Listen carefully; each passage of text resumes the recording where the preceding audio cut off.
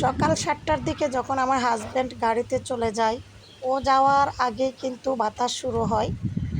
তো বাইরে হঠাৎ করে আমি বের হয়ে যাই। আমি বলতেছি যে এই বাতাস একদম কঠোরতর বাতাস, মানে মনে হচ্ছে একদম পৃথিবী উড়িয়ে নিয়ে যাবে এরকম একটা বাতাস। তো আমি ক্যামেরাবন্দি করলাম শুধু আপনাদেরকে দেখানোর জন্য।